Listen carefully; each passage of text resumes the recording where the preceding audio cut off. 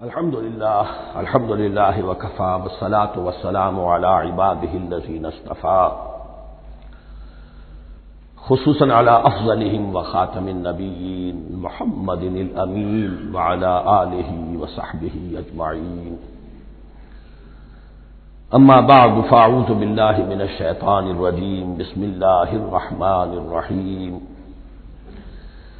افتطمعون ان يؤمنوا لكم وقد كان فريق منهم يسمعون كلام الله ثم يحرفونه من بعد ما عقلوه وهم يعلمون صدق الله العظيم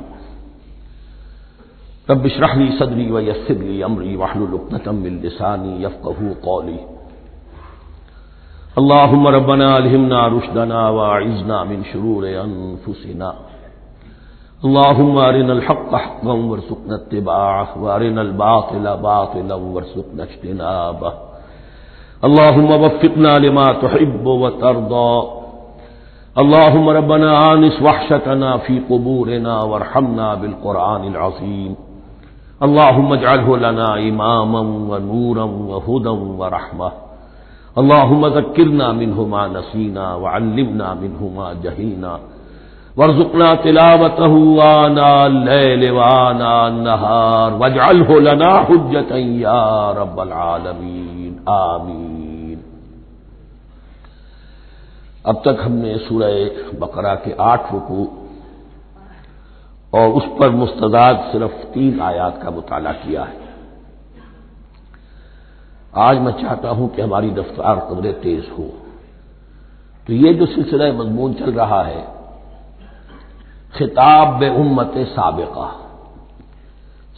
امت مسلمہ بنی اسرائیل، ان کے ساتھ خطاب کا سلسلہ سورہ بقرہ میں 5ویں رکوع سے شروع ہوا اور 15ویں رکوع کے آغاز تک چلے گا۔ یہ 10 رکوع ہے۔ عرض کر چکا ہوں بار بار، اور اس کو میں چاہتا ہوں آپ اچھی طرح ذہن نشین کر لیں کہ اس میں سے پہلا رکوع جو ہے وہ دعوت کا ہے، وہ بہت فیصلہ کن ہے۔ یہی وجہ ہے کہ دیکھیے اس رکوع کا آغاز ہوا یا بنی اسرائیل اذکروا نعمتی التی انعمت علیکم واوفوا بعہدی اوف بعہدکم وایای فارہبون، اور خود بخود ظاہر ہو رہا ہے اسلوب کلام سے کہ اگلے رکوع سے بات کا رنگ بدل گیا ہے۔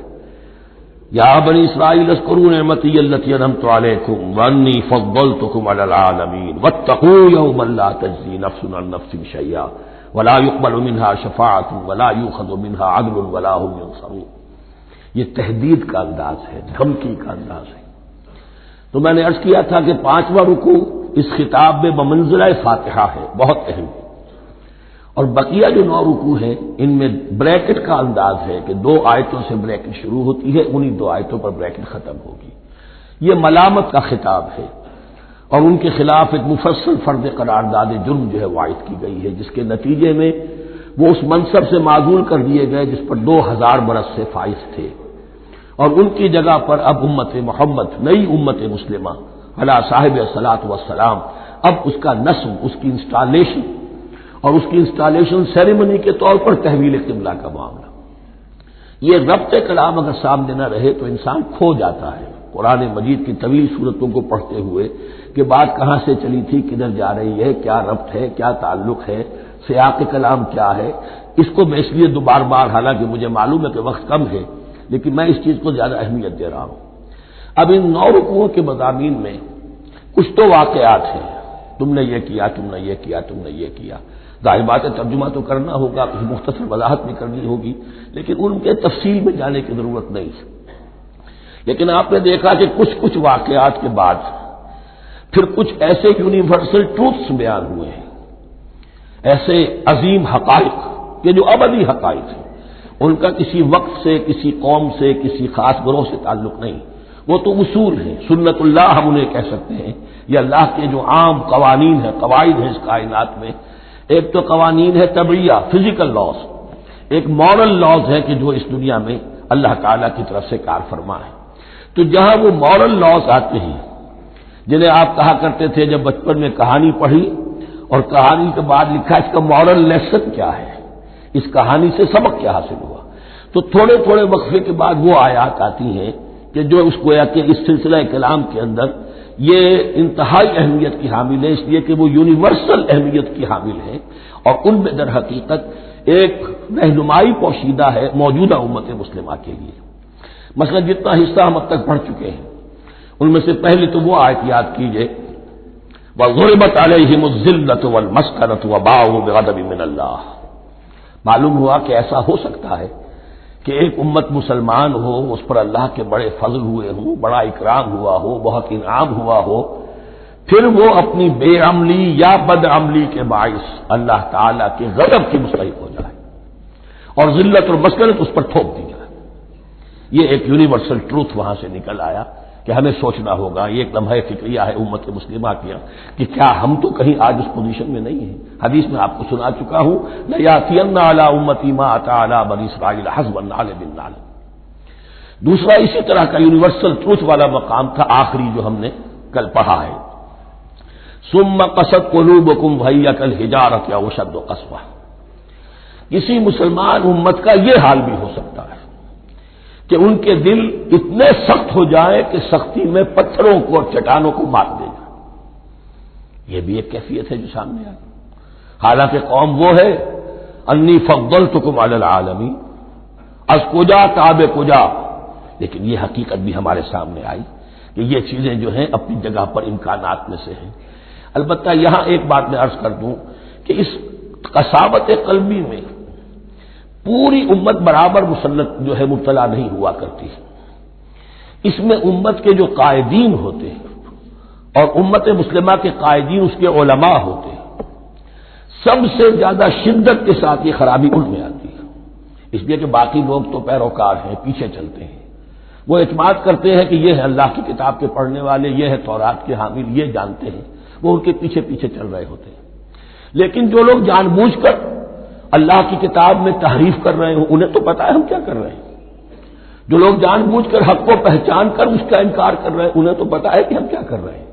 در حقیقت یہ سزا ان پر آتی ہے۔ یہ بات اب ان آیات میں جو آج ہم پڑھنے چلے ہیں بہت زیادہ واضح ہو جائے گی انشاءاللہ۔ فرمایا افتطمعون ان یؤمنوا لکم، تو اے مسلمانوں کیا تم یہ توقع رکھتے ہو کہ یہ ایمان لے آئیں گے تم پر، تمہاری بات مان لیں گے؟ ظاہر بات ہے مسلمانوں کو توقع تھی کہ مشرکین مکہ تو بہت دور تھے دین سے، توحید سے دور، رسالت کا کوئی تصور ہی نہیں، کتاب کوئی ان کے پاس تھی ہی نہیں۔ یہ تو یہود ہیں اور ان کے پاس تو کتاب رہی ہے، یہ موسیٰ کے ماننے والے ہیں، یہ توحید کے علم بردار ہیں، یہ آخرت کا بھی اقرار کرتے ہیں، تو ان کو جھٹپٹ مان لینا چاہیے۔ تو جو مسلمانوں کے دل میں، عام مسلمانوں کے دل میں جو حسن ظن تھا، اب در حقیقت یہ اس کو ایڈریس کیا جا رہا ہے، افتطمعون ان یؤمنوا لکم، تمہیں بڑی طمع ہے، کوشش ہے، تمہاری خواہش ہے، آرزو ہے، تمنا ہے، توقع ہے کہ یہ بات مان لے گے تمہاری۔ وَقَدْ كَانَ فَرِيقٌ مِّنْهُمْ يَسْمَعُونَ كَلَامَ اللَّهِ ثُمَّ يُحَرِّفُونَهُ مِن بَعْدِ مَا عَقَلُوهُ وَهُمْ يَعْلَمُونَ، جبکہ حال یہ ہے کہ ان میں سے ایک جماعت، ایک گروہ وہ بھی ہے کہ جو اللہ کے کلام کو سن کر پھر اس میں تحریف کرتا رہا ہے، اس کے بعد کہ اس کو سمجھ لیتا تھا اور اچھے جان بوجھ کر تحریف کرتا تھا۔ اب ظاہر بات وہ گروہ کون ہوں گے؟ علماء ہی تو ہیں نا، عام آدمی تو تحریف نہیں کر سکتا تھا، تحریف کرنے والے تو علماء تھے۔ افتؤمنون ان یؤمنوا لکم وقد کان فریق منهم یسمعون کلام اللہ ثم یحرفونہ من بعد ما عقلوہ وهم یعلمون واذا لقوا الذین آمنوا قالوا آمنا۔ اب دیکھیے ایک بات بڑی عجیب سامنے آئے گی کہ جس طرح منافقین مسلمانوں میں تھے ایسے ہی منافقین یہود میں بھی تھے۔ یہود میں سے کچھ لوگ ایسے تھے کہ جن پر حق جب منکشف ہو گیا اور کچھ ان کی صالح فطرت بھی تھی، اب وہ آنا چاہتے تھے اسلام کی طرف، لیکن اپنے خاندان کو، گھر والوں کو، اپنے کاروبار کو، اپنے قبیلے کو چھوڑنا بھی ممکن نہیں تھا، اور قبیلوں کی سرداری جو ہے وہ ان کے علماء یہود کے پاس ہے۔ تو دل ان کے کچھ صاف ساتھ آ چکے تھے اہل ایمان کے، اور جب وہ اہل ایمان سے ملتے تھے تو کبھی کبھی باتیں بھی بتا کہ ہاں یہ بات جو محمد کہہ رہے یہ تورات میں لکھی ہوئی تھی، واقعی یہ بات یوں ہی تھی۔ اب اس کے بعد جب وہ جاتے تھے اپنے شیاطین کے پاس، وہی شیاطین ان کے علماء، ان کے بڑے سرکردہ لوگ، تو وہ جا کر انہیں ڈانٹ ڈپٹ کرتے تھے، بے وقوفو یہ کیا کر رہے ہیں تم، یہ بات بتا رہے ہو انہیں تاکہ اللہ کے ہاں جا کر وہ تم پر حجت قائم کرے کہ انہیں پتا تھا اور پھر بھی انہوں نے نہیں مانا۔ اب یہ ان کا آپس کا مکالمہ ہو رہا ہے۔ وَإِذَا لَقُوا الَّذِينَ آمَنُوا قَالُوا آمَنَّا، اور ان میں سے کچھ لوگ ہیں کہ جب ملتے ہیں اہل ایمان سے تو وہ کہتے ہیں ہم ایمان لے آئے.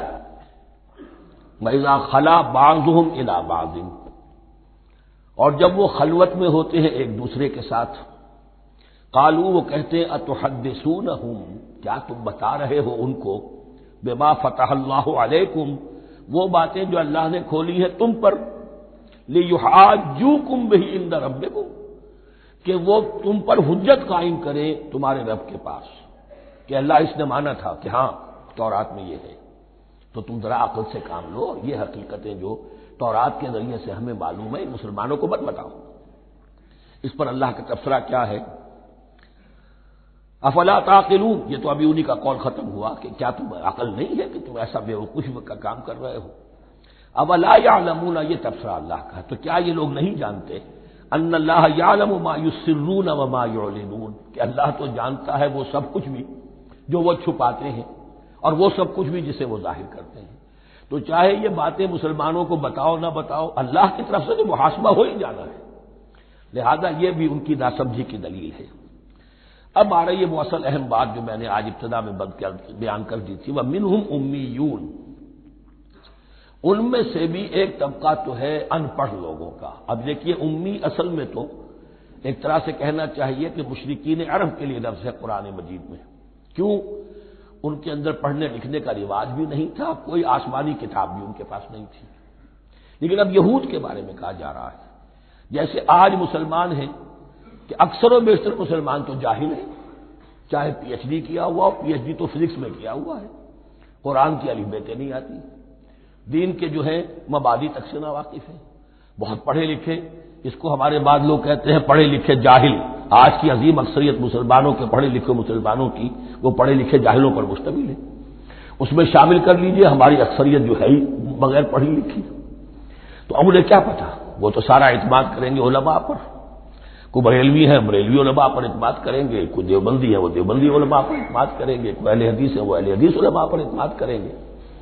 منہم امیون، اب امیون کا سہارا کیا ہوتا ہے، منہم امیون لا یعلمون الکتاب الا امانیہ، وہ کتاب سے تو واقف نہیں ہوتے، اپنی کچھ خواہشات ہیں کہ جن کو جانتے ہیں. یہ خواہشات بعد میں کھل جائے گا. یہ خواہشات کیا ہیں، ہم تو اسرائیلی ہیں، ہم تو اللہ کے محبوب ہیں، ہم تو امت محمد میں ہیں، ہماری تو شفاعت ہو ہی جائے گی. یہ امانی ہے، تلک امانیہم، اور ہمیں تو جہنم میں داخل کیا بھی تو تھوڑے سے عرصے کے لیے، ہمیں نکال لیا جائے گا. یہ امانی ہے. تو ان کے پاس تو یہ تو ان امانی، امنیہ کہتے ہیں خواہش، امانی اس کی جمع ہے. یہ اپنی خواہشات، انگریزی کا لفظ صحیح تعبیر کرے گا وشفل تھنکنگ، یہ اپنی اس وشفل تھنکنگ کے سہارے جی رہے ہیں، علم ان کے پاس ہے ہی نہیں. وَإِنْهُمْ إِلَّا يَظُنُّونَ، اور وہ نہیں کچھ کر رہے مگر ظن و تخمین، گمان ہے، ان کے اپنے من گھڑت خیالات ہیں. فَوَيْلٌ لِّلَّذِينَ يَكْتُبُونَ الْكِتَابَ بِأَيْدِيهِمْ، تو اصل ہلاکت اور بربادی اور ویل کے بارے میں بعض روایات یہ بھی آئی ہیں کہ وہ جہنم کا وہ طبقہ ہے جس سے خود جہنم پناہ مانگتی ہے، سخت ترین. تو وہ ویل، وہ تباہی جو ہے ان کے لیے ہے جو کتاب لکھتے ہیں اپنے ہاتھ سے، ثم یقولون ھذا من عند اللہ، اور پھر کہتے ہیں یہ اللہ کی طرف سے ہے، لیشتروا بہ ثمنا قلیلا، تاکہ حاصل کر لیں اس سے کچھ بڑی گھٹیا سی حقیر سی قیمت. یعنی فتویٰ نویسی جس کا معاملہ ہے. اب کوئی شخص آیا، اس نے ایک رائے پوچھی، انہوں نے اپنا جو بھی ہے وہ لکھا اور کہا یہی دین کا تقاضا ہے، بس یہی علم ہے، یہی اللہ کی بات ہے. اب اس میں کتنا کچھ واقعتاً انہوں نے صحیح بات کہی ہے، کتنی ہٹ درمی سے کام لیا ہے، کتنی کسی رشوت کے مبنی کو رائے دی ہے، خود بدلتے نہیں قرآن کو بدل دیتے ہیں، وہ کس درجہ فقیہان حرم و توفیق. تو یہ ان کے علماء کا کردار تھا. ثم یقولون ھذا من عند اللہ لیشتروا بہ ثمنا قلیلا فویل لہم مما کتبت ایدیہم، تو ہلاکت اور بربادی ہے ان کے لیے اس چیز سے کہ جو ان کے ہاتھوں نے لکھی. وویل لہم مما یکسبون، اور ان کے لیے ہلاکت اور بربادی ہے اس کمائی سے جو وہ کر رہے ہیں. یہ سارا دھندا جو ہے فتویٰ فروشی کا اور دین فروشی کا، اس کے لیے تباہی وہ اپنے لیے مول لے رہے ہیں، اس سے کوئی ان کو اللہ تعالیٰ کے ہاں کوئی اجر و ثواب نہیں ملے گا. وقالوا، اب یہ آگے امانی، وقالوا لن تمسنا النار الا ایاما معدودہ، وہ کہتے ہیں ہمیں تو آگ چھو ہی نہیں سکتی، ہاں گنتی کے چند دن، صرف یہ کہ دوسروں کی آنکھوں میں دھول جھونکنے کے لیے کہ کوئی اعتراض نہ کر دے اللہ ہمیں آگ میں پھینکا جا رہا اور ان کو نہیں پھینکا جا رہا، یہ ہم سے بھی بدتر تھے کردار میں، تو شاید ان کا منہ بند کرنے کے لیے چند دن کے لیے ہمیں جہنم میں ڈال دیں گے پھر فوراً نکال لیں گے۔ وقالوا لن تمسنا النار الا ایاما معدودہ، اور وہ کہتے ہیں کہ نہیں چھو سکتی ہمیں آگ مگر گنتی کے چند دن۔ قل اتخذتم عند اللہ عہدا، ان سے کہیے کیا تم نے اللہ سے کوئی عہد لے لیا ہے، کوئی قول و قرار ہو گیا ہے؟ فلن یخلف اللہ عہدہ، کہ تمہیں یہ یقین ہے کہ اللہ اپنے عہد کے خلاف نہیں کرے گا؟ ام تقولون علی اللہ ما لا تعلمون، یا تم اللہ کی طرف اس بات کی نسبت کر رہے ہو، تہمت جب لگا رہے ہو، جڑ رہے ہو یہ بات اللہ پر جو تم نہیں جانتے، جس کے لیے تمہارے پاس کوئی علم نہیں ہے۔ بلا من کسب سیئۃ، اب یہ انتہائی وہ یونیورسل ٹروتس جو ہے جو میں نے کہا تھا، ابدی حقائق، اس کی عظیم ترین حقیقت آ رہی ہے، نوٹ کیجئے۔ بلا کیوں نہیں، من کسب سیئۃ، جس شخص نے جان بوجھ کر ایک گناہ کمایا، لیکن گناہ بڑا، کبائر، صغائر نہیں، سیئۃ، یہ اس کی جو تنکیر ہے وہ ایک کا فائدہ بھی دے رہی ہے اور تفہیم کا بھی۔ جس نے بھی جان بوجھ کر کسبا، ایک گناہ کمایا، فاحاطت میں ہی خطیئتہ، اور اس کی خطا نے اس کا گھیراؤ کر لیا، یعنی ایک ہی گناہ ہے، سود کھا رہا ہے، باقی نماز ہے، تہجد ہے، یہ ہے وہ ہے، لیکن اس ایک گناہ کی برائی بھی اتنی اس کے گرد جو ہے چھا جائے گی کہ پھر اس کی یہ ساری نیکیاں ختم ہو کر رہ جائیں، ایک گناہ۔ بلا من کسب سیئۃ واحاطت بہ خطیئتہ فاولئک اصحاب النار هم فیہا خالدون، اس میں ہمارے مفسرین نے یہ لکھا ہے کہ اس کی خطا کاری اتنی اس کے اوپر چھا جائے کہ ایمان کا کوئی اثر باقی نہ رہے۔ اور المعاصی برید الکفر، یہ علماء کے ہاں اصول ہے کہ یہ جو گناہ ہوتے ہیں یہ ڈاک ہے کفر کی، ہوتے ہوتے گناہ پر مداومت مداومت مداومت، اگر اس پر چلتا ہے تو اصل میں ہوتے ہوتے ہوتا یہ ہے کہ اسے پتہ بھی نہیں ہوتا، وہ اپنے آپ کو مسلمان سمجھتا ہے، اندر سے ایمان ختم ہو چکا ہوتا ہے۔ دیمک کی طرح جو ہے وہ دروازے کی چوکھٹ جو ہے کھائی گئی، اوپر صرف ایک ونیئر لگا ہوا ہے جو نظر نہیں آ رہا۔ یہ عقل جو ہے اللہ نے دیمک کو بھی دی ہے کہ چھوٹی سی چھپٹی چھوڑ دینا تاکہ دھوکہ کھاتے رہیں لوگ گھر والے، باقی یہ کہ اندر سے کھوکھلا کر دیا۔ اولئک اصحاب النار، یہ آگ والے ہیں، ہم فیہا خالدون، جو اس میں ہمیشہ ہمیشہ رہیں گے۔ یہ ہے قاعدہ کلیہ، قرآن کا قطعی اور ابدی فیصلہ۔ والذین آمنوا وعملوا الصالحات، ہاں اس کے برعکس جو لوگ ایمان لائیں اور نیک عمل کریں۔ اب نیک عمل میں ہر شخص نے اپنا اپنا نظریہ بنا رکھا ہے، مراد نیک عمل قرآن مجید کا کیا ہے؟ دین کے سارے تقاضوں کو ادا کرنا، وہ نیک عمل ہوگا۔ آپ نے ایک نیکی لے لی، یتیم خانہ کھول دیا، بڑی فاؤنڈیشن بنا دی، بیواؤں کا انتظام ہو رہا ہے، لیکن کاروبار میں سودی لین دین ہے، جھوٹ ہے، فریب ہے، دھوکہ ہے، سب چل رہا ہے، تو یہ نہیں ہے۔ دین کے تقاضے یہ بھی ہے کہ دین کو قائم کرنے کی جد و جہد میں لگو، اس کی شرائط پوری کرو۔ تو فرمایا والذین آمنوا وعملوا الصالحات اولئک اصحاب الجنہ هم فیہا خالدون، وہ ہیں جنت والے اور وہ اس میں ہمیشہ ہمیشہ رہیں گے۔ وَإِذْ أَخَذْنَا مِيثَاقَ بَنِي إِسْرَائِيلَ لَا تَعْبُدُونَ إِلَّا اللَّهَ، اور یاد کرو جب کہ ہم نے بنی اسرائیل سے عہد لیا تھا تم نہیں عبادت کرو گے کسی کی سوائے اللہ کے۔ وَبِالْوَالِدَيْنِ إِحْسَانًا، اور اس کے ساتھ دوسرا حکم، اور یہ اہم مقام ہے کہ اللہ کے حق کے فوراً بعد والدین کے حق کا ذکر قرآن مجید میں 4 مقامات پر آیا، ان میں سے ایک مقام یہ ہے وَبِالْوَالِدَيْنِ إِحْسَانًا، والدین کے ساتھ نیک سلوک کرو گے، وَذِي الْقُرْبَىٰ، اور قرابت داروں کے ساتھ بھی، وَالْيَتَامَىٰ، اور یتیموں کے ساتھ بھی، وَالْمَسَاكِينَ، اور محتاجوں کے لیے بھی، وَقُولُوا لِلنَّاسِ حُسْنًا، اور لوگوں سے اچھی بات کہو، اچھی بات کہو، صحیح بات کہو، امر بالمعروف کرتے رہو، نیکی کی دعوت دیتے رہو۔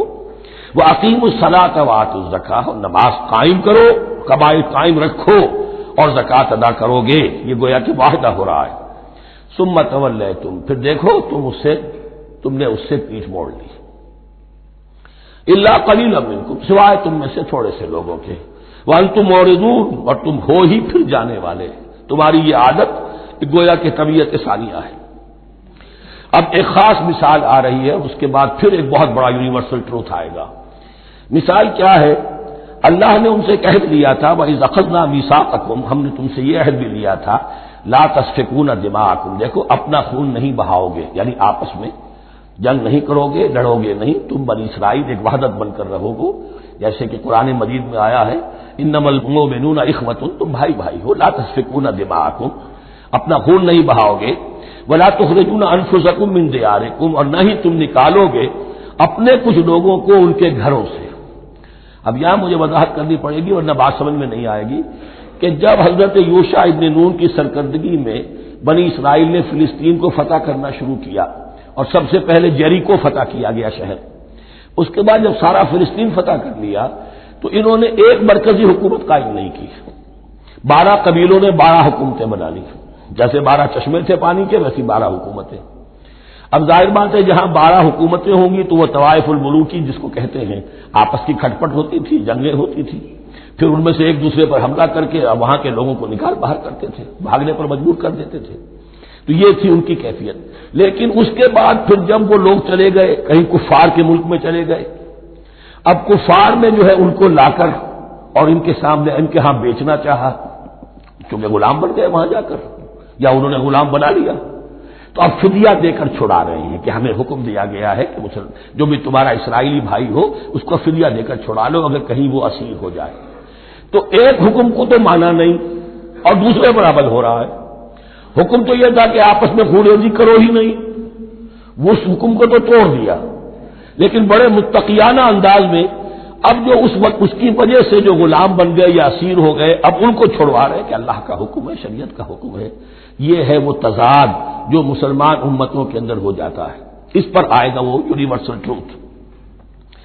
وَإِذْ أَخَذْنَا مِيثَاقَكُمْ لَا يَسْتَسْفِكُونَ دِمَاءَكُمْ، یاد کرو جب کہ ہم نے تم سے عہد لیا تھا کہ تم اپنا خون نہیں بہاؤ گے، وَلَا تُخْرِجُونَ أَنفُسَكُم مِّن دِيَارِكُمْ، اور نہ ہی تم اپنے آپ کو اپنے لوگوں کو ان کے گھروں سے نکالو گے، ثُمَّ أَقْرَرْتُمْ وَأَنتُمْ تَشْهَدُونَ، پھر تم نے اقرار کیا تھا، اس عہد کو اور قول و قرار کو مان لیا تھا پورے شعور کے ساتھ، تشہدون مانتے ہوئے، ثُمَّ أَنتُمْ هَؤُلَاءِ، پھر تم ہی ہو وہ تو تقتلون أنفسكم، اپنے ہی لوگوں کو قتل بھی کرتے ہو، وَتُخْرِجُونَ فَرِيقًا مِّنكُم مِّن دِيَارِهِمْ، اور اپنے ہی لوگوں میں سے کچھ لوگوں کو ان کے گھروں سے باہر نکالتے ہو، تظاہرون علیہم بالاسم والعدوان، ان پر چڑھائی کرتے ہو گناہ کے ساتھ بھی اور زیادتی کے ساتھ بھی، وَإِن يَأْتُوكُمْ أُسَارَىٰ، اور اگر وہ قیدی بن کر تمہارے پاس آتے ہیں تفادوہم، تو اب تم ان کا فدیہ دے کر انہیں چھڑاتے ہو، وَهُوَ مُحَرَّمٌ عَلَيْكُمْ إِخْرَاجُهُمْ، حالانکہ ان کا تو نکالنا ہی تم پر حرام کیا گیا تھا۔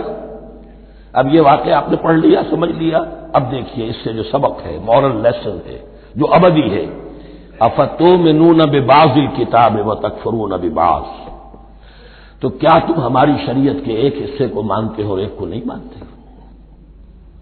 اب دیکھیے یہ الفاظ اب ہوں گے تعویل عام، جہاں کہیں بھی یہ طرز عمل ہوگا تو یہ آیت اس کو کور کرے گی۔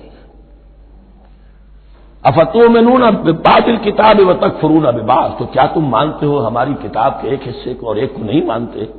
فما جزاء من يفعل ذلك منکم، تو نہیں ہے کوئی سزا اس کی جو یہ حرکت کرے تم میں سے، الا خزي في الحیات الدنیا، سوائے اس کے کہ دنیا کی زندگی میں رسوائی ہو، ذلت ہو، ویوم القیامہ، اور قیامت کے دن یردون الی اشد العذاب، وہ لوٹا دیے جائیں شدید ترین عذاب میں، وما اللہ بغافل عما تعملون، اور اللہ تعالی غافل نہیں ہے اس سے جو تم کر رہے ہو۔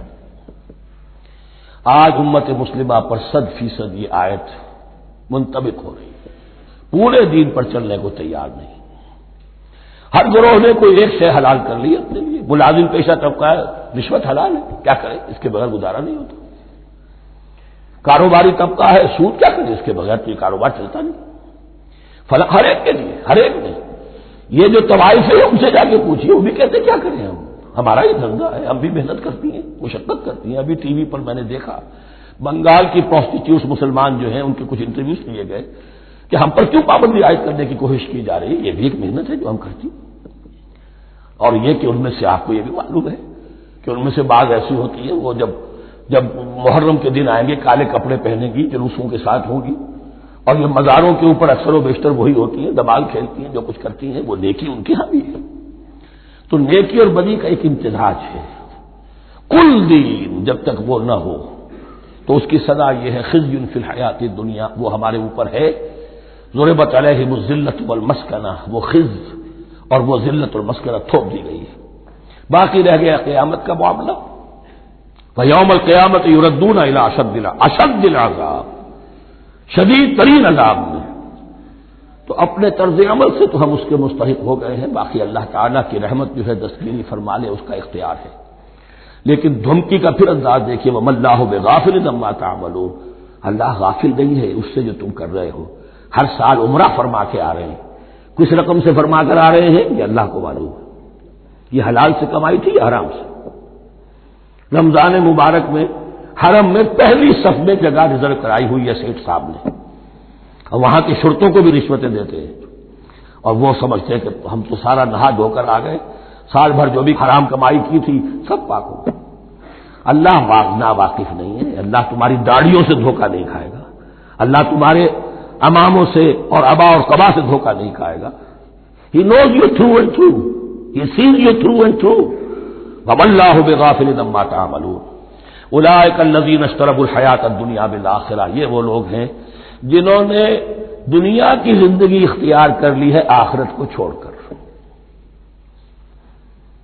فَلَا يُخَفَّفُ عَنْهُمُ الْعَذَابُ وَلَا هُمْ يُنصَرُونَ، تو اب ان کے لیے نہ تو ان سے عذاب میں تخفیف کی جائے گی اور نہ ان کی کوئی مدد کی جائے گی۔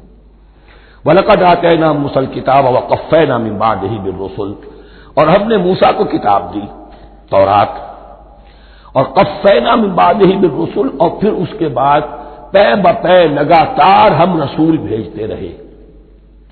ایک بات نوٹ کر لیجیے گا، لفظ رسول اور لفظ نبی میں کچھ فرق ہے، اس وقت تفصیل میں جانے کا موقع نہیں ہے، لیکن یہ تین جوڑے الفاظ کے ایسے ہیں قرآن مجید کی اصطلاحات کے کہ وہ تینوں مترادف کے طور پر بھی استعمال ہو جاتے ہیں اور علیحدہ علیحدہ اپنا مفہوم بھی رکھتے ہیں۔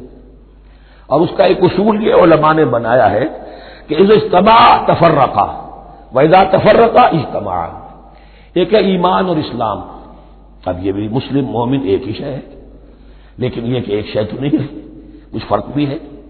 کہیں جہاں ان دونوں الفاظ کو لایا جائے گا بالمقابل تو فرق نظر آ جائے گا، لیکن عام طور پر مسلم کی جگہ مومن، مومن کی جگہ مسلم استعمال ہو جائے گا۔ call the rose by any name it will smell as sweet۔ اس طرح جہاد اور قتال کا معاملہ ہے، دو الفاظ ہیں، مختلف ہیں، مفہوم جدا بھی ہے لیکن ایک دوسرے کی جگہ آ بھی جائیں گے۔ تیسرے نبی اور رسول، فرق ہے، ہر نبی رسول نہیں ہوتا، ہر رسول نبی ہے، یعنی نبی عام ہے، رسول خاص ہے۔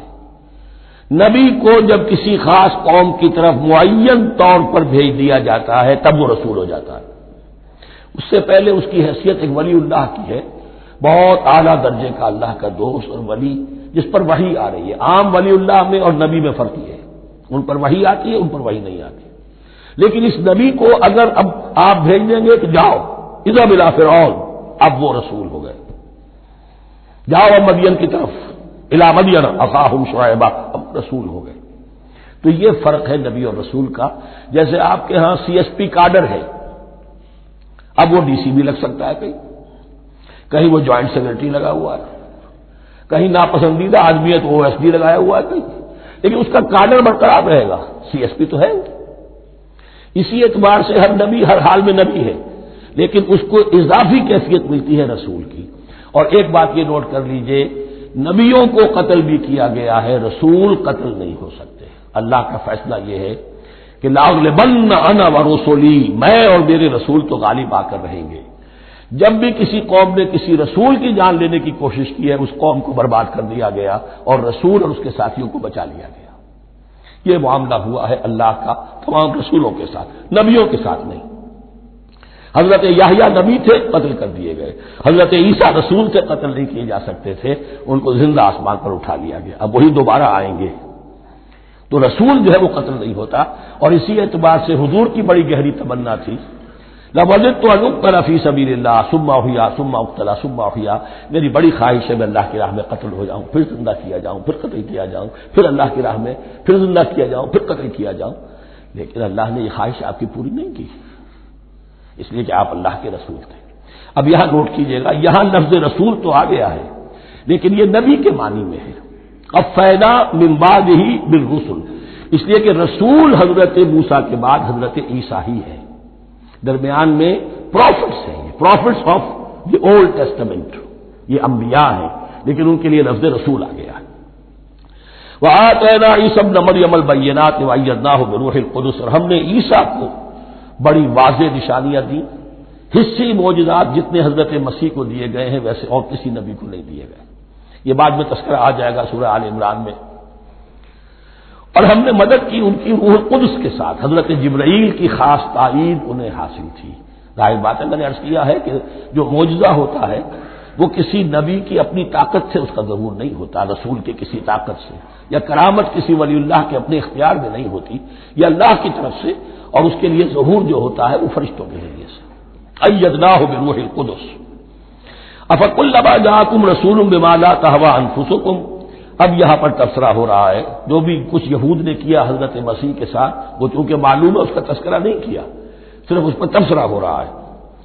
تو جب بھی کبھی تمہارے پاس کوئی رسول آیا، بما لا تہوی انفسکم، وہ چیز لے کر جو تمہارے جیوں کو، تمہارے من کو بھائی نہیں، اچھی نہیں لگی، استکبرتم، تم نے استکبار کیا، وہی استکبار جو عزازیل نے کیا تھا اور ابلیس بن گیا، ابا واستکبر، استکبرتم ففریقا کذبتم وفریقا تقتلون، تو کچھ کو تو تم نے صرف ان کی تردید ہی کی اور کچھ کو تم نے قتل بھی کیا، تقتلون، تو یہ انبیاء کے قتل ہو سکتا ہے۔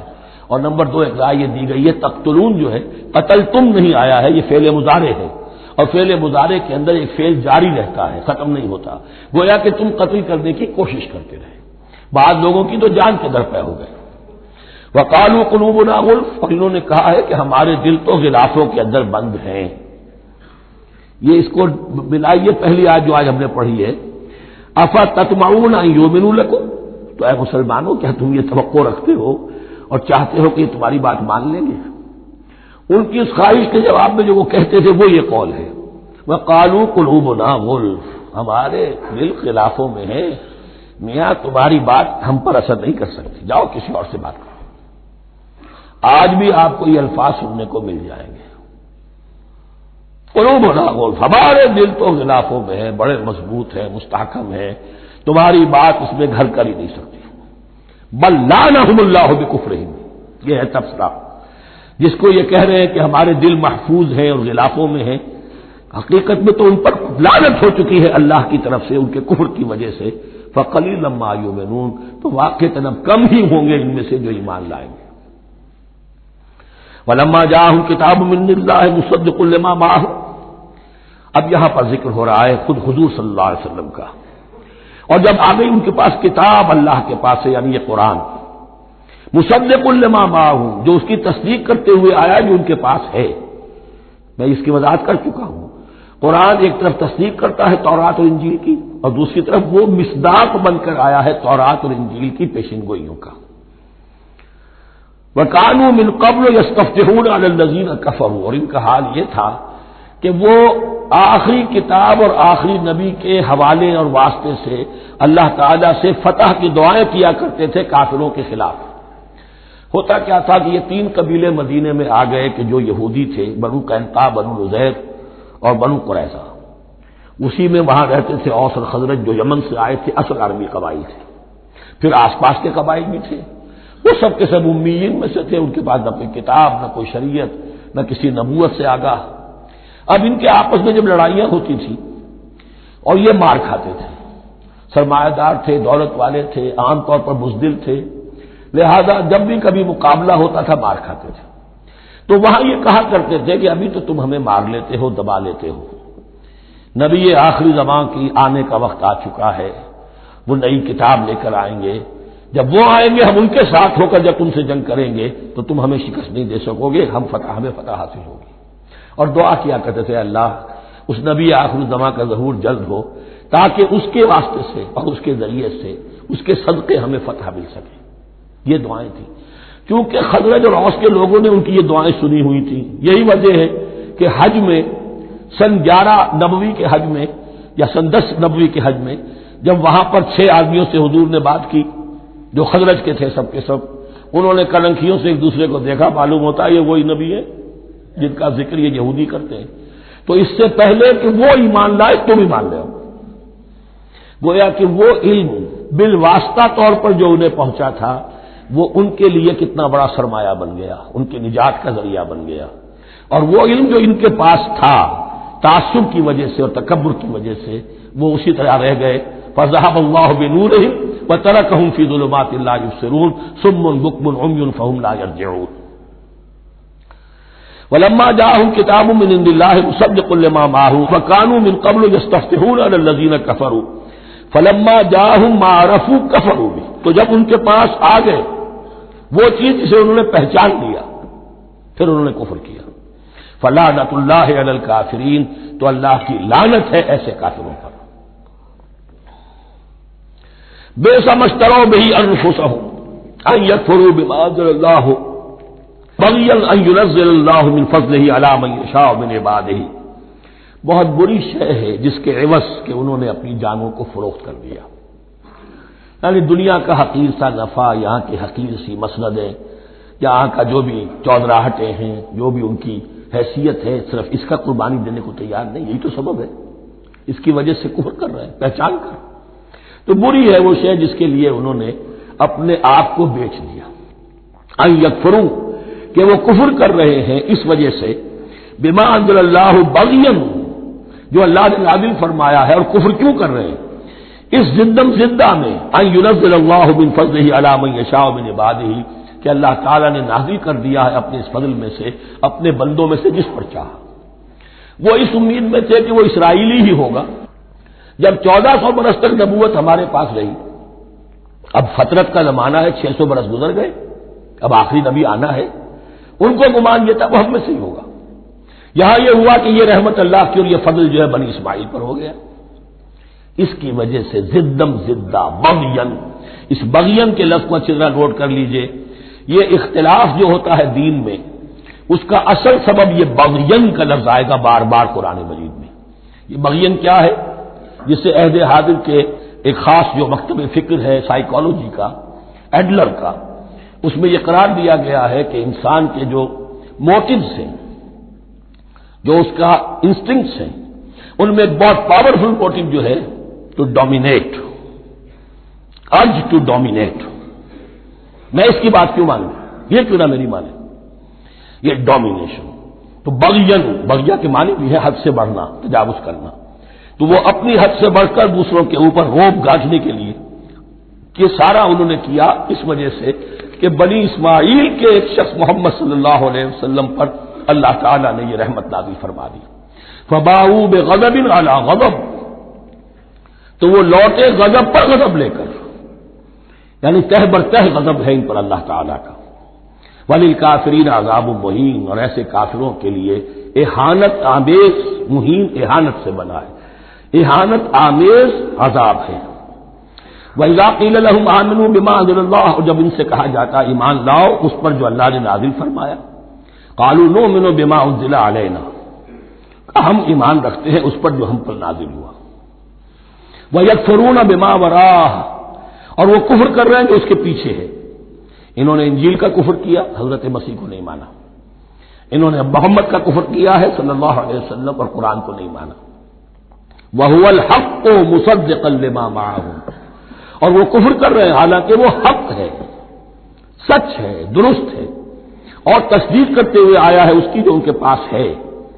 قل، اے نبی ان سے کہیے، فَلِمَ تَقْتُلُونَ أَنبِيَاءَ اللَّهِ، یہاں وہ لفظ واضح ہو گیا، تو پھر کیوں تم قتل کرتے رہے ہو اللہ کے نبیوں کو، من قبل، اس سے پہلے۔ ایسے ہی حق پرست ہو، ایسے ہی جو کچھ تم پر نازل کیا گیا اس پر ایمان رکھنے والے ہو، تو تم نے نبیوں کو کیوں قتل کیا؟ تم نے زکریا کو کیوں قتل کیا علیہ الصلوۃ والسلام؟ تم نے یحییٰ کو کیوں قتل کیا علیہ الصلوۃ والسلام؟ تمہارے تو ہاتھ جو ہے نبیوں کے خون سے آلودہ ہیں۔ فَلِمَ تَقْتُلُونَ أَنبِيَاءَ اللَّهِ مِن قَبْلِ إِن كُنتُم مُّؤْمِنِينَ، اگر واقعتاً تم ایمان والے ہو۔ وَلَقَدْ جَاءَكُم مُوسَىٰ بِالْبَيِّنَاتِ، تمہارے پاس موسیٰ آئے تھے کھلی تعلیمات لے کر، واضح معجزے لے کر۔ ثُمَّ اتَّخَذْتُمُ الْعِجْلَ مِن بَعْدِهِ، پھر تم نے اس کے بعد اس کی غیر حاضری میں بچڑے کو اپنا معبود بنا لیا۔ وانتم ظالمون، اور تم ظالم ہو۔ وَإِذْ أَخَذْنَا مِيثَاقَكُمْ وَرَفَعْنَا فَوْقَكُمُ الطُّورَ، یاد کرو جب کہ ہم نے تم سے عہد لیا تھا اور تمہارے اوپر کوہ طور کو معلق کر دیا تھا۔ خُذُوا مَا آتَيْنَاكُمْ بِقُوَّةٍ، پکڑو اس کو مضبوطی کے ساتھ جو ہم نے تمہیں دیا ہے۔ وَاسْمَعُوا، اور سنو۔ قَالُوا سَمِعْنَا وَعَصَيْنَا، انہوں نے کہا ہم نے سنا اور نافرمانی کی۔ یہ ان کی ایک اور بیماری تھی، الفاظ کو ذرا سا چکر دے کر ایسے پڑھنا کہ مفہوم جو ہے بالکل بدل جائے۔ کوئی اعتراض کرے تو کہے گا کوئی شخص کہ اپنے کانوں کا جا کے میل نکلوائیے، میں نے تو اطعنا کہا تھا، آپ کو آسیدہ سننے میں آ گیا۔ لیکن وہ اپنے لوگ جو ہوتے تھے ان کے منافقوں کے، اور آپس میں جو ہوتے تھے وہی منافق اس وقت حضرت موسیٰ کے ساتھ کردار تو ایک ہی رہا ہمیشہ سے۔ اس کردار کے لوگ جو ہے یہ حرکتیں کرتے تھے، اور پھر ان سے سرزنش کی جاتی کہ بھائی ہم نے تو کہا تھا سمعنا واطعنا، آپ کے اپنی سماعت میں کوئی خلل ہوگا۔ قالوا سمعنا وعصینا، ہم نے سنا اور ہم نے رد کیا، نافرمانی کی۔ وَأُشْرِبُوا فِي قُلُوبِهِمُ الْعِجْلَ بِكُفْرِهِمْ، اور ان کے اس کفر کی پاداش میں یا کفران نعمت کی سزا کے طور پر ان کے دلوں میں بچھڑے کی محبت اور تقدس جو ہے وہ پلا دیا گیا۔ قُلْ بِئْسَ مَا يَأْمُرُكُم بِهِ إِيمَانُكُمْ إِن كُنتُم مُّؤْمِنِينَ، کہیے ان سے بری ہیں یہ باتیں، برا ہے وہ جس کا کہ حکم دے رہا ہے تمہیں تمہارا ایمان کے ساتھ یہ حرکتیں۔ ان کنتم مومنین، اگر تم مومن ہو تو کیا ایمان کے ساتھ یہ حرکتیں ممکن ہوتی ہیں؟ قل ان كانت لكم الدار الآخرة عند الله خالصة من دون الناس فتمنوا الموت ان كنتم صادقين۔ پھر یہ ایک یونیورسل ٹروتھ آ رہا ہے، بہت اہم، اس کو کرتے ہوئے خود انٹروسپیکشن کی ضرورت ہے پڑھتے ہوئے، کیونکہ ان کا یہ خیال تھا نحن ابناء اللہ واحباؤہ، ہم تو اللہ کے بڑے چہیتے ہیں، بڑے لاڈلے ہیں، اولیاء ہیں، ہم پسندیدہ لوگ ہیں، we are the chosen people of the lord, یہ ان کا کہنا جو ہے یہ تو ان کی بڑی کھلی بات ہے۔ اور ان کا کہنا ہے کہ آخرت کا گھر تو ہمارے لیے ہے ہی ہے، اٹھا لو۔ اب دیکھیے لٹمس ٹیسٹ ان کے سامنے رکھا جا رہا ہے، لیکن یہ لٹمس ٹیسٹ میرے اور آپ کے لیے بھی ہے۔ قل ان كانت لكم الدار الآخرة عند الله خالصة من دون الناس، اے نبی ان سے کہیے کہ اگر تمہارے لیے آخرت کا گھر اللہ کے پاس خالص کر لیا گیا ہے دوسرے لوگوں کو چھوڑ کر، یعنی تمہاری ریزرویشن ہو چکی ہے وہاں، تمہارے لیے تو جنت ہی جنت ہے، فتمنوا الموت ان کنتم صادقین، تو اگر تم سچے ہو تو تمہیں موت کی تمنا کرنی چاہیے، موت کی تمنا کرو۔ اگر اتنا ہی یقین ہے جنت میں داخل ہونے کا تو دنیا میں رہنا تم پر گراں ہونا چاہیے۔ یہاں کی تو بہت سی کلفتیں ہیں، بہت سی محنتیں ہیں، مشقتیں ہیں، کتنی کتنی کوفت اٹھانی پڑ جاتی ہے۔ یقین اگر ہو کہ آخرت ہے اور وہاں میرا مقام جنت میں ہے تو زندگی تو لائبلٹی معلوم ہونی چاہیے، ایسٹ معلوم نہیں ہونا چاہیے۔ پھر تو دنیا سجن نظر آنی چاہیے، جیسا کہ حدیث میں فرمایا گیا الدنیا سجن المومن و جنت الکافر، یعنی کم سے کم یہ کہ دنیا میں زیادہ رہنے کی آرزو تو نہ ہو، یہ کم سے کم ہے۔ آخرت پر ایمان، اور اگر اپنا معاملہ اللہ کے ساتھ خلوص پر ہے، دھوکے بازی پہ نہیں ہے، بل الانسان علی نفسہ بصیرہ، ہر انسان کو معلوم ہے میں کہاں کھڑا ہوں، آپ کا دل آپ کو بتا دے گا آپ اللہ کے ساتھ دھوکے بازی کر رہے ہیں یا آپ کا معاملہ اللہ کے ساتھ خلوص و اخلاص پر مبنی ہے۔ اگر یقین ہے کہ خلوص و اخلاص پر ہے تو پھر تو یہ ہے کہ زندگی ایسٹ نہیں لائبلٹی، اور دنیا باغ نہیں قید خانہ نظر آنا چاہیے، اور اس میں انسان رہتا ہے ایک مجبوراً اللہ نے بھیجا ہے رہنا ہے، جو جو اس کی طرف سے ذمہ داریاں عائد کی گئی ہیں وہ ادا کرنی ہے، لیکن یہاں رہنے کی خواہش یہ اگر ہے تو یا تو آخرت پر ایمان نہیں یا اپنا اللہ کے ساتھ معاملہ خلوص اور اخلاص پر مبنی نہیں۔ دس از دی لٹمس ٹیسٹ۔ فتمنوا الموت ان کنتم صادقین ولن یتمنوه ابدا، اور یہ ہرگز نہیں کریں گے تمنا اس کی موت کی، بما قدمت ایدیہم، بسبب ان کرتوتوں کے جو ان کے ہاتھوں نے آگے بھیجے ہوئے ہیں۔ ہر شخص کو معلوم ہے میں نے کیا کمائی کی ہے، کیا بھیجی ہے۔ واللہ علیم بالظالمین، اور اللہ ان ظالموں سے بخوبی واقف ہے۔ وَلَتَجِدَنَّهُمْ أَحْرَصَ النَّاسِ عَلَىٰ حَيَاةٍ، اور تم انہیں دیکھو گے اس دنیا کی زندگی پر تمام انسانوں سے بڑھ کر حریص، وَمِنَ الَّذِينَ أَشْرَكُوا، یہاں تک کہ مشرکوں سے زیادہ حریص ہے۔ اور یہ بات صحیح ہے، اہل ایمان کے ساتھ مقابلہ مشرکین نے کیا، کھل کر میدان میں آ کر کیا، ڈٹ کر کیا، اپنی جانیں اپنے باطل معبودوں کے لیے قربان کی۔ یہودی نہیں لڑ سکے، من ورائے جدر، فصیلوں کے پیچھے سے اور ادھر سے، لیکن سامنے آ کر مقابلہ نہیں کر سکے، اس لیے کہ انہیں جانیں بہت عزیز تھی۔ وَلَتَجِدَنَّهُمْ أَحْرَصَ النَّاسِ عَلَىٰ حَيَاةٍ وَمِنَ الَّذِينَ أَشْرَكُوا، حتیٰ یہ کہ مشرکین سے بھی زیادہ یہ دنیا کی زندگی کے حریص ہیں۔ یود احدہم لو یعمر الف سنہ، ان میں سے ہر ایک کی یہ خواہش ہے کہ کسی طرح اس کی عمر 1000 برس ہو جائے۔ وما ہوا بمزحزحہ من العذاب ان یعمر، اور اگر ان کو معمر کر بھی دیا جائے، طویل زندگی دے بھی دی جائے، تو عذاب سے تو چھٹکارا نہیں ملے گا، آخرت تو بالآخر تو آنی ہے۔ واللہ بصیر بما یعملون، اور اللہ دیکھ رہا ہے جو کچھ کہ وہ کر رہے ہیں۔ قل من کان عدوا لجبریل فانہ نزلہ علی قلبک، اب جیسا کہ میں نے عرض کیا کہ ان کا خیال یہ تھا کہ آخری نبوت کا وقت تو قریب ہے، ہوگا وہ کوئی اسرائیلی، ہوگا ہم میں سے۔ معاملہ ہو گیا تلپٹ، اللہ نے ان کی آزمائش اتنی بڑی کر لی کہ جنہیں حقیر سمجھتے تھے، بڑی امیین ہیں، ان پڑھ ہیں، نہ ان کے پاس کتاب، نہ کوئی شریعت، نہ کوئی قانون، نہ کوئی ضابطہ، کچھ بھی نہیں۔ اللہ نے ان میں سے ایک آدمی کو، ایک شخص کو چن لیا، لہذا ان کے لیے اب ان کے اندر دشمنی پیدا ہوئی، کس سے؟ گالیاں دینے لگے حضرت جبرائیل کو، اس نے دشمنی کی ہمارے ساتھ، آ تو رہا تھا پیغام ہم میں سے کسی کے لیے، لے گیا ادھر۔ اور یہ بات آپ کو شاید بڑی عجیب لگے، لیکن یہ کہ شیخ احمد سرہندی رحمۃ اللہ علیہ نے اپنے مکاتیب میں یہ لکھا ہے کہ اہل تشیع کا ایک فرقہ ایسا بھی رہا ہے، میں نہیں جانتا کہ آج بھی ہے یا نہیں ہے، جس کو غرابیہ کہتے تھے، غرابیہ۔ ان کا عقیدہ یہ تھا کہ حضرت محمد صلی اللہ علیہ وسلم اور حضرت علی رضی اللہ تعالی عنہ، ان کی ارواح بالکل ایک دوسرے کے ایسے مشابہ تھیں جیسے ایک کوا دوسرے کوے کے مشابہ ہوتا ہے، غراب کوے کو کہتے ہیں۔ تو جبریل دھوکہ کھا گئے، وہ وہی اللہ نے بھیجی تھی علی کے لیے، لے گئے محمد کے پاس صلی اللہ علیہ وسلم۔ تو یہ بات جو شیخ احمد سرہندی کی لکھی ہوئی غرابیہ فرقہ ان کا، مجھے یہ نہیں معلوم کہ اب بھی ہے یا نہیں، لیکن یہ بات یہود کے ہاں جو ہے وہ موجود تھی۔ اور بات جان لیجئے، لَيَأْتِيَنَّ عَلَىٰ أُمَّتِي مَا أَتَىٰ عَلَىٰ بَنِي إِسْرَائِيلَ حَزْوَ النَّعْلِ بِالنَّعْلِ، اس کی حقیقت اور سے اور منکشف ہوتی چلی جائے گی۔ تو اب یہاں فرمایا قُلْ مَنْ كَانَ عَدُوًّا لِجِبْرِيلَ، اے نبی کہہ دیجئے جو کوئی بھی دشمن ہو گیا ہو جبرائیل کا، فَإِنَّهُ نَزَّلَهُ عَلَىٰ قَلْبِكَ بِإِذْنِ اللَّهِ، تو اس نے تو نازل کیا ہے اس قرآن کو آپ کے دل پر اللہ کے حکم سے، جبرائیل کا اپنا اختیار تو نہیں تھا۔ مصدقا لما بین یدیہ، اور یہ تصدیق کرتے ہوئے آیا ہے اس کی جو اس کے سامنے موجود ہے، وہدی وبشریٰ للمؤمنین، اور بشارت ہے اہل ایمان کے لیے۔ اور اس کے بعد اب فرمایا جا رہا ہے کہ اللہ اور اس کے رسول اور اس کے ملائکہ یہ ایک آرگینک ہول ہیں، یہ ایک جماعت ہے، ان میں کوئی رکھنا نہیں ہو سکتا، ان میں کوئی اختلاف نہیں ہو سکتا۔ اگر کوئی جبریل کا دشمن ہے تو وہ اللہ کا دشمن ہے، اگر کوئی اللہ کے سچے رسول کا دشمن ہے تو وہ اللہ کا دشمن ہے، جبریل کا بھی دشمن ہے۔ من کان عدوا للہ وملائکتہ ورسلہ وجبریل ومیکال فإن اللہ عدو للکافرین، تو کان کھول کر سن لو، جو کوئی بھی دشمن ہے اللہ کا اور اس کے فرشتوں کا اور اس کے رسولوں کا اور جبرائیل کا اور میکائیل کا، تو اللہ تعالیٰ کی طرف سے بھی اعلان ہے کہ اللہ ایسے کافروں کا دشمن ہے۔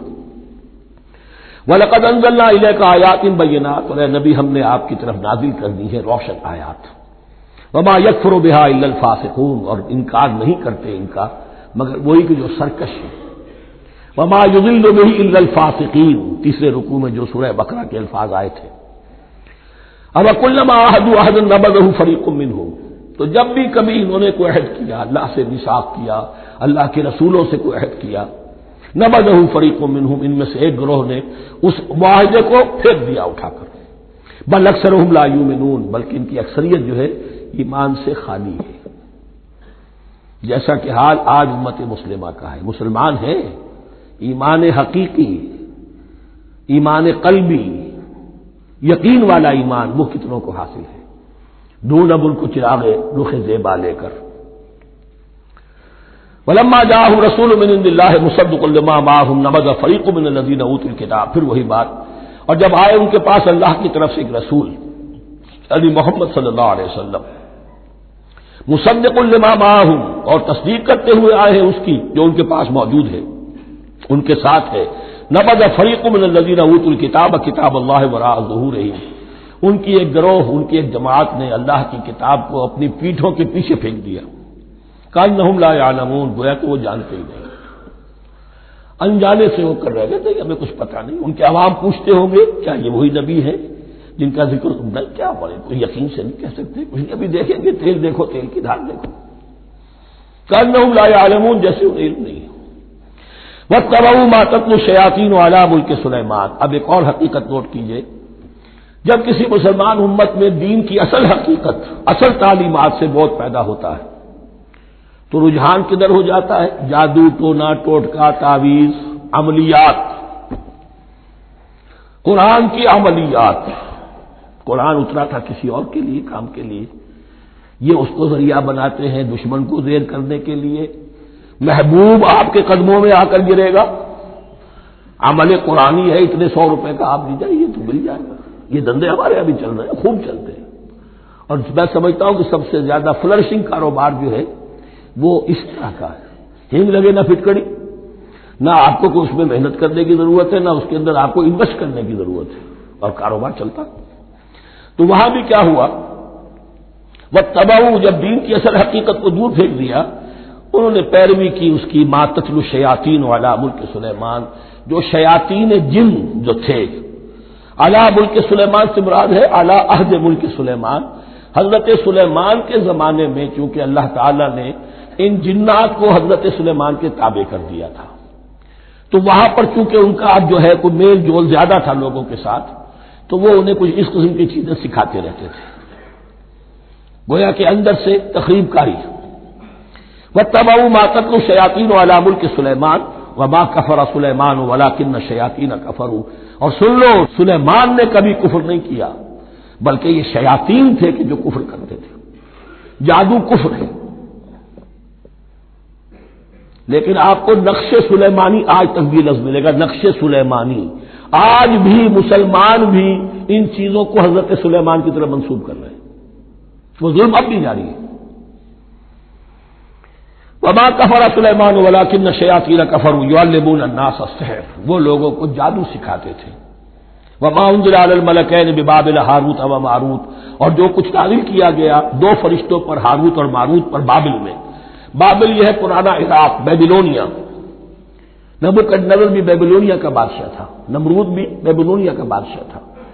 عراق کے بادشاہوں کا لقب ہی تھا نمرود، نواردہ اس کی جمع ہے۔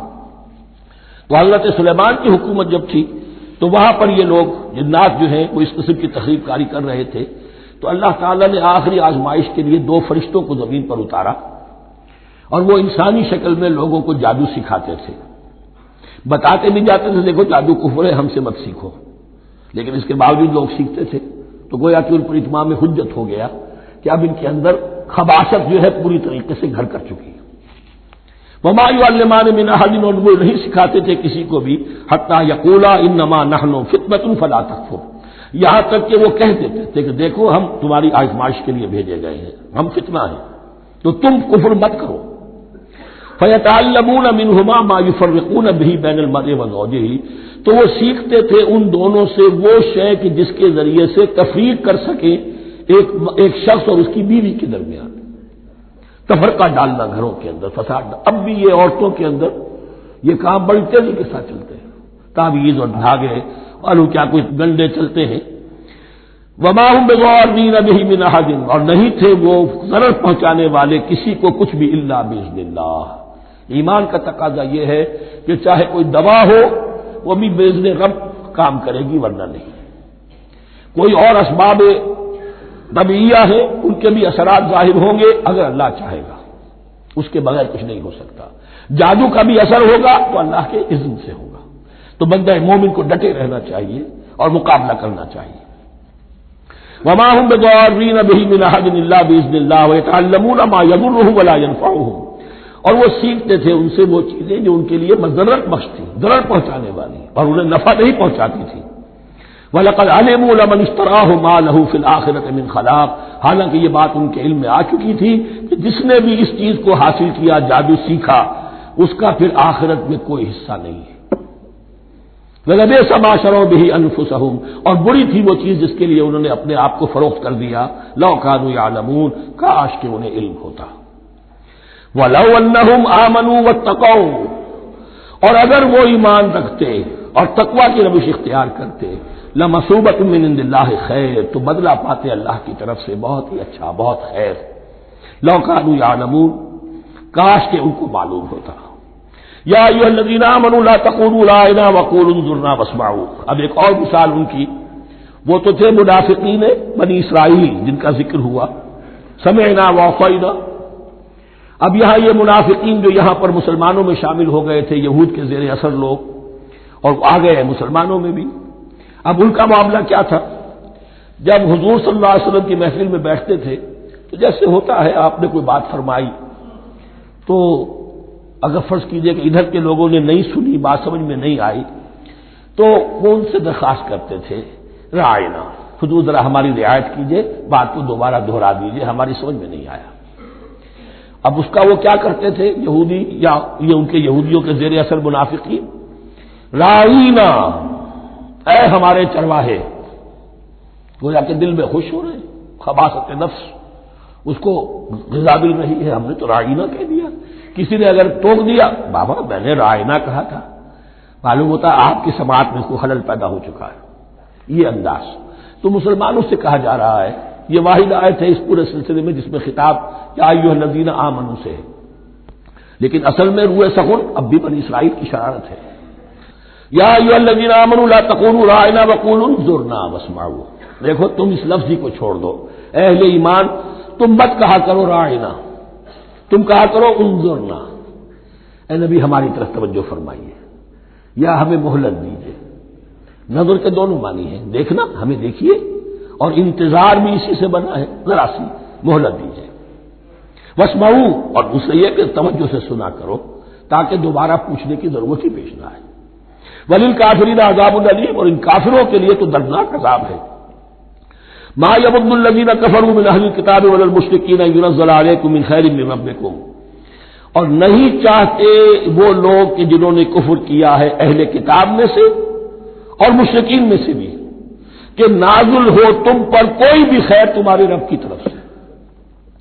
یہ اہل کتاب بھی اور مشرکین مکہ بھی یہ جل رہے ہیں حسد میں، حسد کی آگ میں، کہ یہ کلام پاک تمہیں کیوں دے دیا گیا، یہ آخری منصب نبوت کا جو ہے خاتم النبیین، یہ منصب جو ہے یہ انہیں کیوں مل گیا؟ وہ نہیں چاہتے کہ کوئی بھی خیر اللہ کی طرف سے تمہیں ملے۔ واللہ یختص برحمتہ من یشاء، حالانکہ یہ اللہ کا پریروگیٹو ہے، اللہ کا فیصلہ ہے، اللہ خاص کر لیتا ہے اپنی رحمت کے لیے جس کو چاہے، یہ اس کا فیصلہ ہے۔ واللہ ذو الفضل العظیم، اور اللہ تعالیٰ بڑے فضل والا ہے۔ ما ننسخ من آیت او ننسها نأت بخیر منها او مثلها، ہم نہیں منسوخ کرتے کسی بھی آیت کو یا اسے بھلواتے۔ ایک تو ہے ننسخ، منسوخ کر دینا، ایک ہے حافظے سے ہی کسی کے محو کر دینا۔ ما ننسخ من آیت او ننسها نأت بخیر منها، تو ہم اس کی جگہ پر اس سے بہتر لے آتے ہیں، او مثلها یا ویسی ہی لے آتے ہیں۔ الم تعلم ان اللہ علی کل شیء قدیر، کیا تم یہ نہیں جانتے کہ اللہ تعالیٰ ہر چیز پر قدرت رکھتا ہے، اسے ہر شے کا اختیار ہے۔ الم تعلم ان اللہ لہ ملک السماوات والارض، کیا تم نہیں جانتے کہ اللہ کے لیے ہی اختیار مطلق ہے، بادشاہی ہے آسمانوں اور زمین کی۔ وما لکم من دون اللہ من ولی ولا نصیر، اور نہیں ہے تمہارے لیے اللہ کے سوا کوئی بھی نہ ولی اور نہ مددگار۔ بارک اللہ لی ولکم فی القرآن العظیم ونفعنی وإیاکم بالآیات والذکر الحکیم۔